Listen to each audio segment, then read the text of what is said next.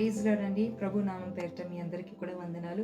ఈరోజు దేవుని యొక్క వాక్యము కీర్తనలు 30వ అధ్యాయము 5వ వచనము. ఆయన కోపము నిమిషం మాత్రమే ఉండును, ఆయన దయ ఆయుష్కాలమంతయు నిలుచును.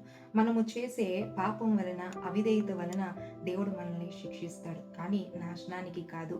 ఆయన దయ అయితే దీర్ఘకాలము నిలుస్తుంది. ఒక తండ్రి తన కుమారుని ప్రేమిస్తాడు, కానీ తన కుమారుడు పాపం చేసినప్పుడు లేకపోతే ఏదైనా తప్పు చేసినప్పుడు శిక్షిస్తారు, అలాగే మందలిస్తాడు.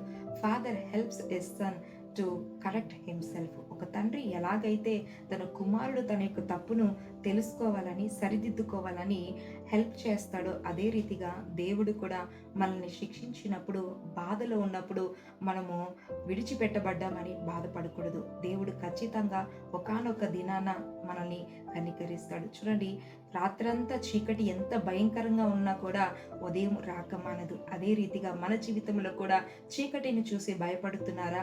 దేవుడు ఖచ్చితంగా ఆయన ఉదయ కాంతిని మీ పైన ప్రకాశింపచేస్తాడు, మీకు దీవెన అనుగ్రహిస్తాడు.